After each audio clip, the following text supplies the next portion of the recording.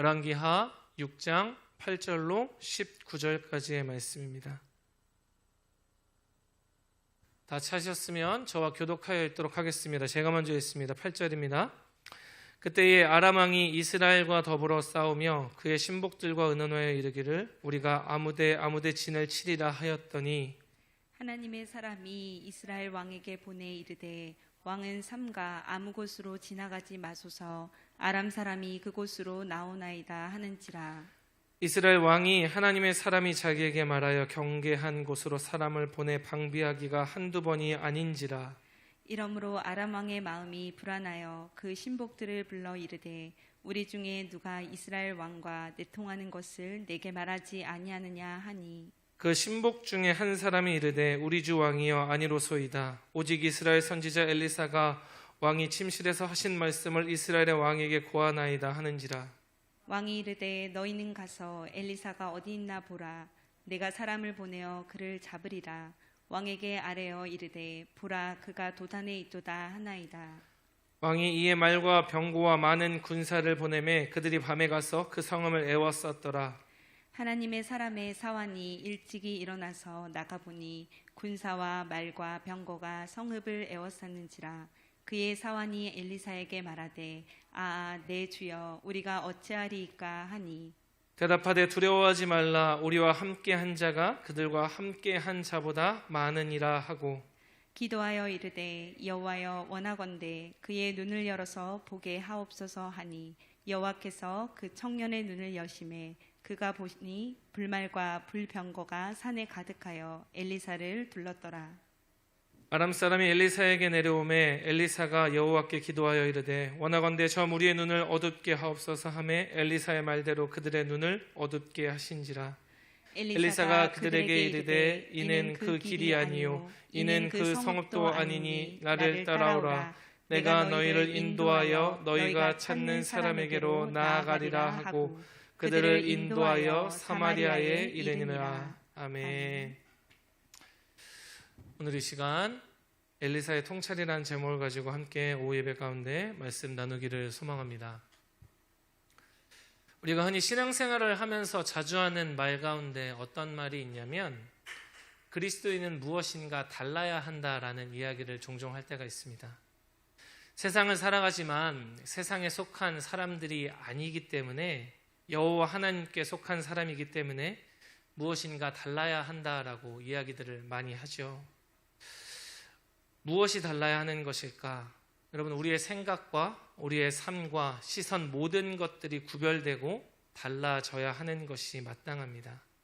그런데 사실 말은 이렇게 하지만 무엇이 어떻게 달라야 되는지 구체적으로 알지 못하고 깨닫지 못하는 순간들이 종종 있을 수 있습니다.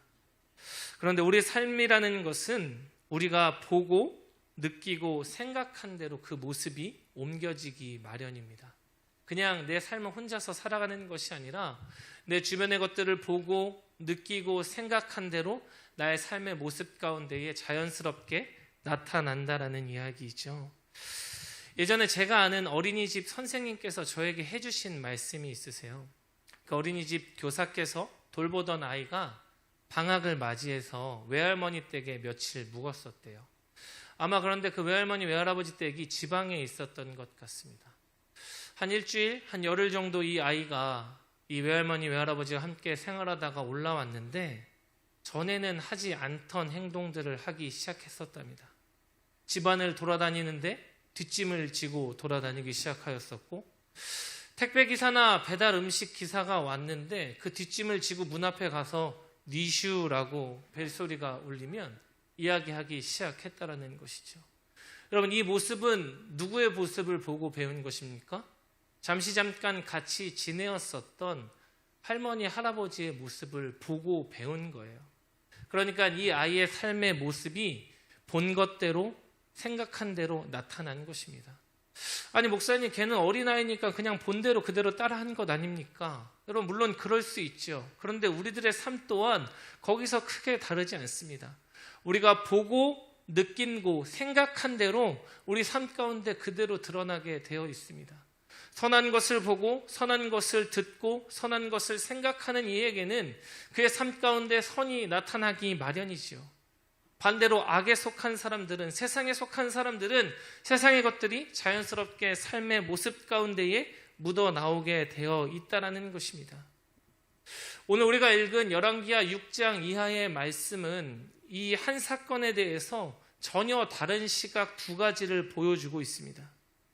본문의 배경을 잘 아시겠지만 짧게 설명하자면 이런 것이죠. 엘리사가 활동하던 당시에, 선지자 엘리사가 활동하던 당시에 북이스라엘을 호시탐탐 노리던 나라가 있었는데 바로 아람이라고 하는 나라였었습니다. 이 아람은 틈만 나면 북이스라엘을 공격하고 침략하고 정복하기 위해서 최선을 다했었어요. 실제로 이 두 나라 사이에는 국력에 어마어마한 차이가 있었습니다. 아람은 강대국이었고 북이스라엘은 보잘것없는 나라였었습니다. 마음만 먹으면 얼마든지 그들을 취할 수 있었어요. 아람 왕이 그런데 번번이 군사를 보낼 때마다 실패하는 것이었습니다. 여러분, 사람이 계속된 실패를 겪으면 짜증이 나요. 화가 나요.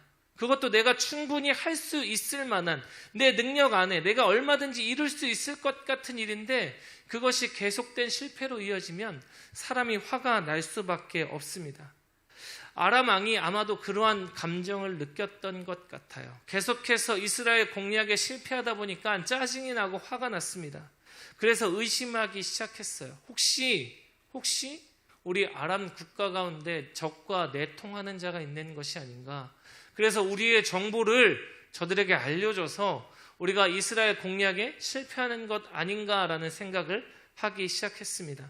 우리 본문 11절 말씀 같이 한번 읽어보도록 하겠습니다. 본문 11절입니다. 시작.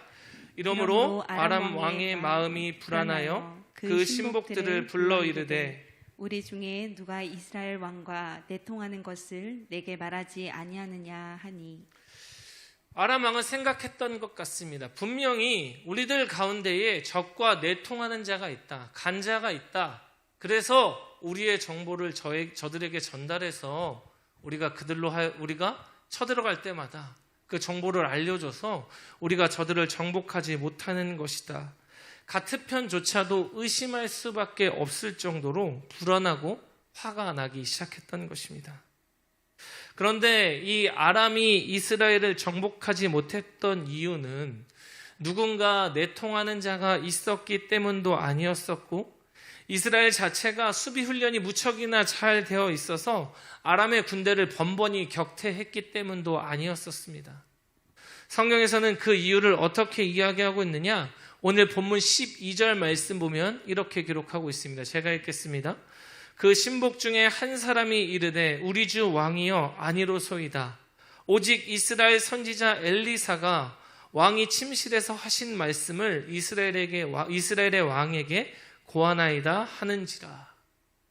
신하 한 사람이 나서서 왕의 이야기 가운데 우리 가운데 내통하는 자가 있는 것 아니냐라는 그 왕의 질문에, 왕의 물음에 답하기를 왕이시여 아닙니다. 저기 적국 이스라엘에 엘리사라고 하는 선지자가 있는데 그가 왕의 침실에서 하는 말을 다 이스라엘 왕에게 고하고 있습니다. 그 사람 때문에 우리가 번번이 실패하는 것이고 그 사람 때문에 우리가 이스라엘을 정복하지 못하고 있는 것입니다 라고 보고하기 시작하였었습니다. 이 보고를 들은 아람 왕의 입장에서는 무척이나 화가 났을 것 같아요. 고작 그 한 사람 때문에, 보잘것없는 선지자라고 불리우는 그 한 사람 때문에 아람이라고 하는 그 강대한 나라가 이스라엘을 정복하지 못하고 있는 이 상황이 무척이나 화가 났었던 것 같습니다. 그래서 진노한 아람의 왕은 엘리사를 잡아오라라고 명령을 내렸습니다.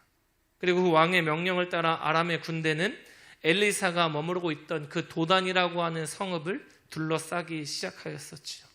그럼 말 그대로 엘리사의 목숨이 위태로워진 아주 급박한 상황 가운데 처해지게 된 것입니다.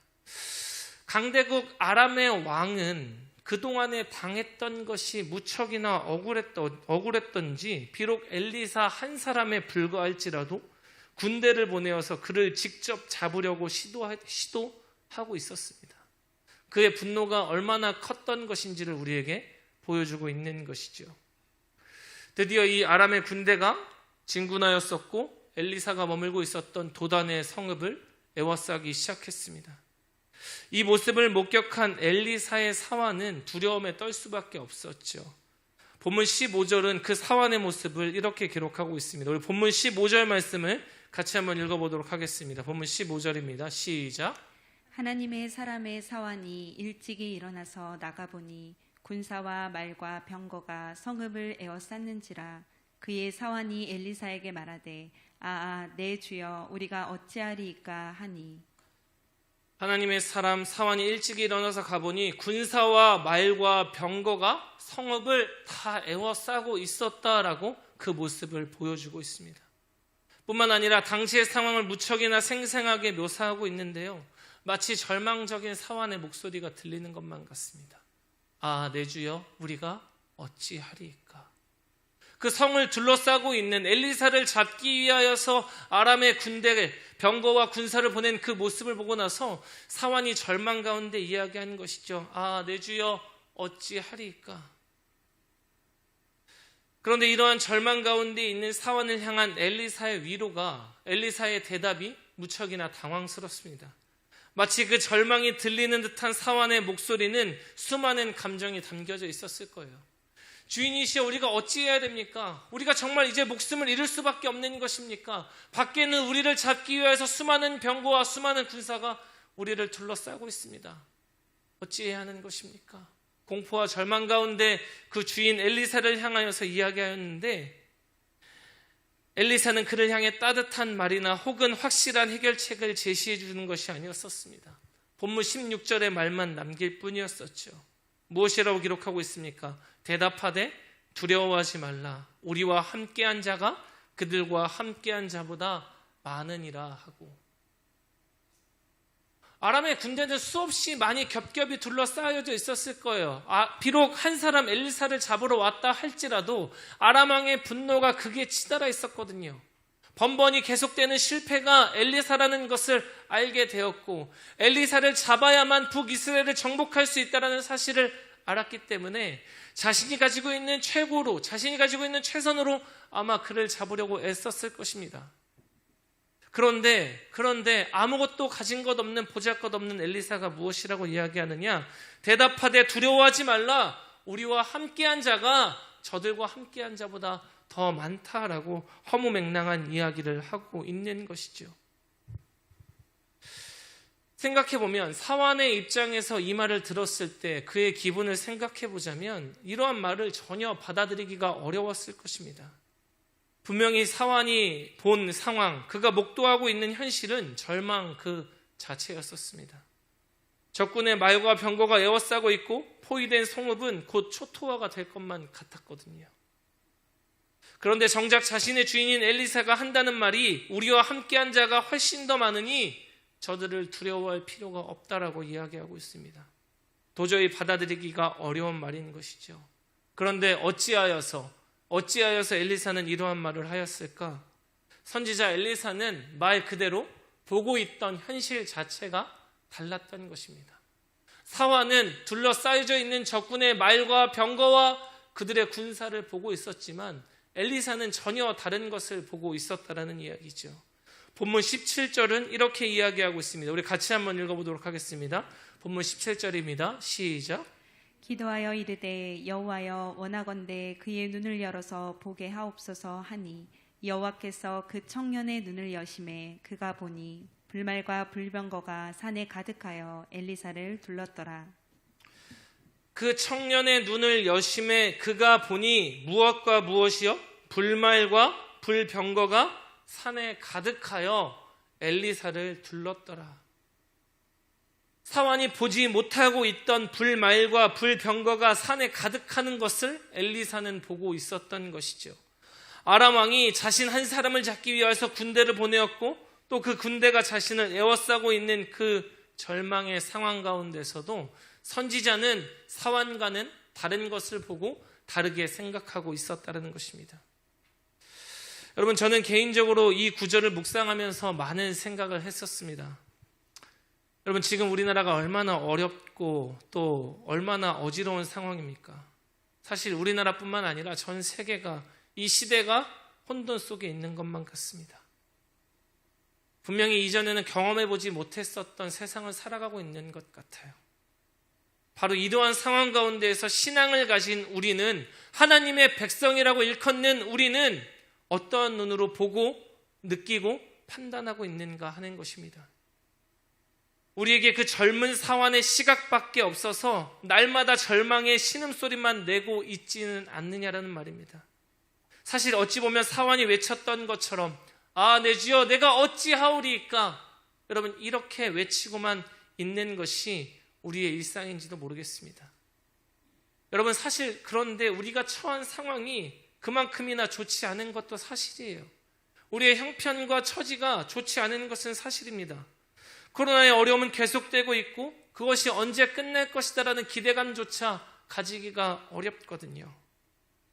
그런데 여러분 조금만 더 깊게 생각해 보면, 조금만 더 우리의 신앙의 모습으로 들어가 보면 바로 이때에 우리 그리스도인들은 바로 이때에 다르게 살 수 있어야 됩니다.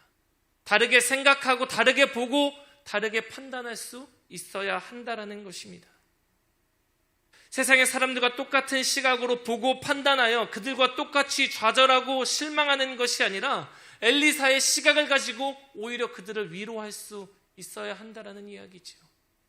사환은 분명히 둘러싸여져 있는 그 성읍의 절망을 보았습니다.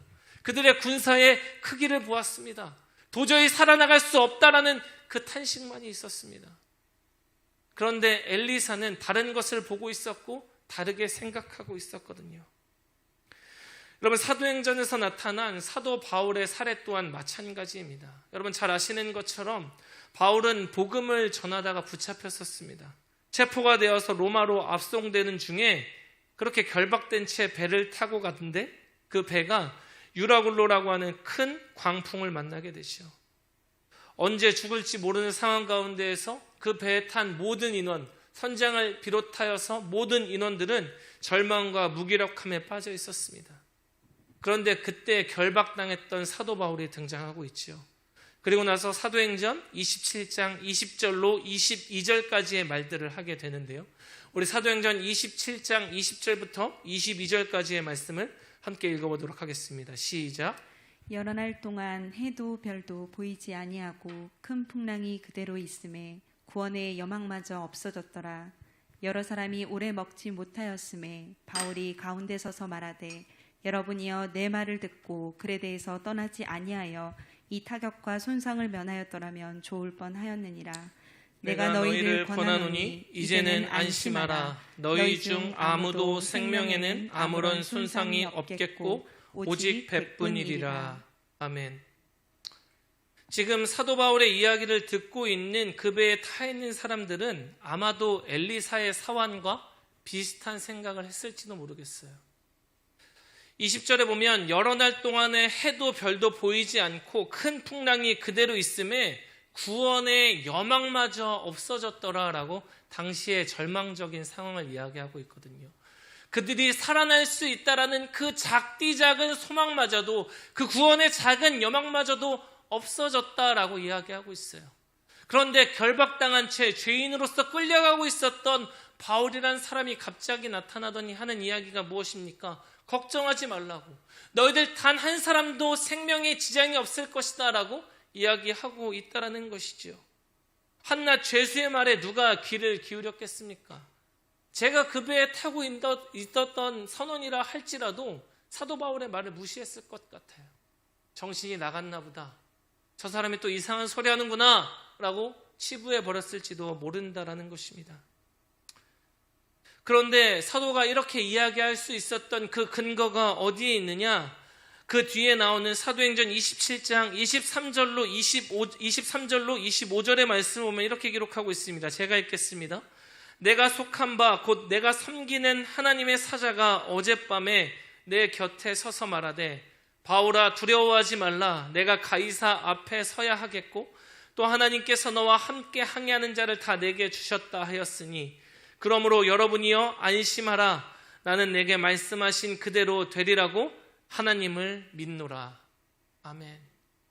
그가 이렇게 판단하고 생각할 수 있었던 근거는 다른 사람들이 듣지 못했던 음성을 들었고 그것으로 말미암아 하나님의 말씀을 근거하여서 우리가 살아날 수 있습니다. 우리가 일어설 수 있습니다라고 이야기하고 있었다라는 것입니다. 구약의 선지자 엘리사, 신약의 사도 바울, 그들 모두가 세상과는 다른 상황과 세상과는 다른 생각과 판단과 말을 하고 있었다라는 것이죠. 똑같이 목숨을 잃을 수밖에 없었던 그 절망적인 상황 가운데에서 다른 것을 보고 있었고 다른 것을 생각하고 있었습니다. 오늘 우리가 읽은 열왕기하 6장의 말씀도 마찬가지이죠.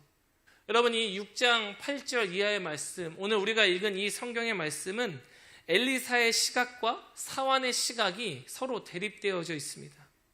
사환의 시각은 무엇입니까? 우리는 이제 끝났다. 도저히 이겨낼 수 없다. 극복할 수 없다. 절망뿐이다 라는 시각이었었습니다.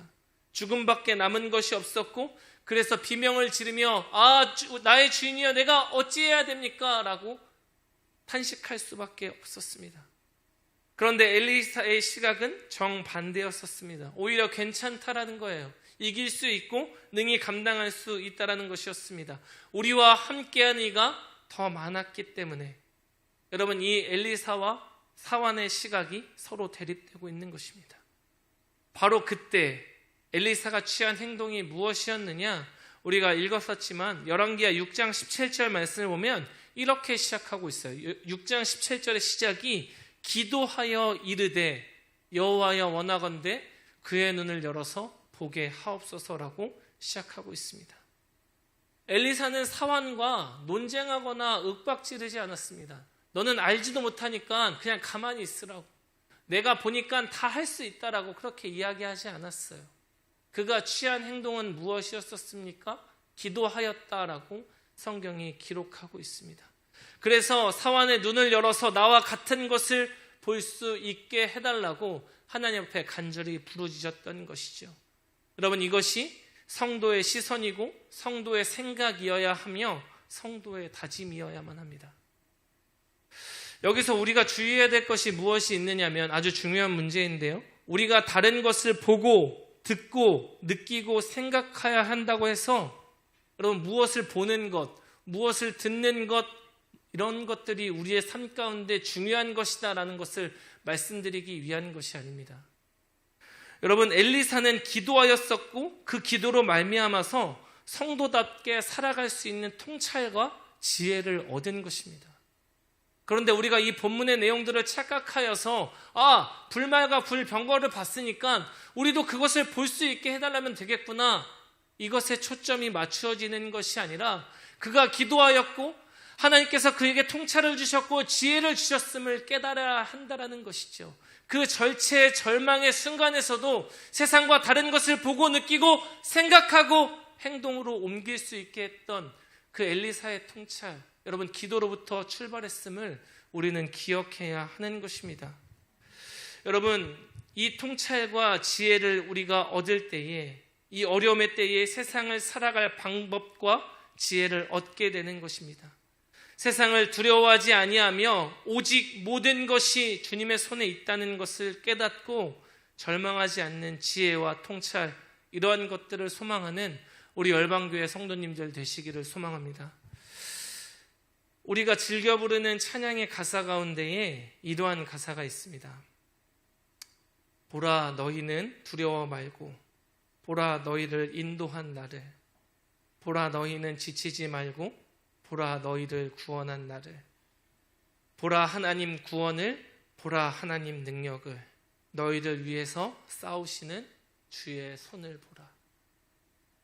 사실 무엇을 볼 수가 있겠습니까? 무엇을 느낄 수가 있겠습니까? 우리가 처한 상황은 절망뿐인 것 같고 도저히 살아낼 수 없을 것만 같은 현실뿐입니다. 여러분, 그러나 바로 그때에 우리는 다르게 살아낼 수 있어야 됩니다. 주 앞에 간구할 때에 주님께서 엘리사에게 부어주셨던 그 통찰과 지혜를 우리에게 부어주시고 그것을 힘입어서 이 세상을 살아갈 힘을 얻는 우리들이 되었으면 좋겠습니다. 말씀을 정리하도록 하겠습니다. 세상은 하나님의 손과 능력을 볼 수가 없습니다. 느낄 수도 없고 생각조차 할 수 없습니다. 그러나 우리는 주를 믿는 성도이죠. 그리스도인입니다. 그들과 다르게 보고 느끼고 통찰하며 그것을 삶으로 나타낼 수 있어야 하는 것입니다. 오늘 엘리사와 사환은 동일한 상황 가운데 놓여져 있었습니다. 그러나 그들은 전혀 다른 것을 보았고 전혀 다른 말을 하였었습니다. 그것은 단순하게 무엇을 보는 것이 중요한 것이 아니라 기도하고 부르짖을 때에 하나님께서는 세상을 두려워하지 않을 수 있도록 담대하게 싸울 수 있도록 그들의 눈을 열어주셨던 것이죠. 여러분, 참으로 어려운 시기를 보내고 있음이 분명합니다. 코로나로 인하여서 점점 지쳐가고 더 이상 버티는 것이 무의미한 것처럼 느껴지기도 합니다. 마치 그 도단의 성읍을 에워싸고 있었던 아람의 군대처럼, 아, 주님 어찌해야 합니까? 이 사환의 부르짖음이 마치 우리의 부르짖음인 것 같아서 우리의 귓가를 맴도는 것만 같습니다. 그러나 사랑하는 성도 여러분, 바로 그때에 엘리사는 말하였었습니다. 우리와 함께한 자가 그들과 함께한 자보다 많으니 두려워하지 말라. 여러분, 이 말씀을 기억하는 우리들 되었으면 좋겠습니다. 엘리사의 통찰과 지혜와 시선을 사모하는 우리들 되었으면 좋겠습니다. 그래서 이 어려움의 때를 살아가지만 여전히 나와 함께 하시는 이가 저들보다 더 강하시고 더 많으신 분이심을 기억하는 우리 모든 열방의 성도님들 되어지기를 주님의 이름으로 축원드립니다.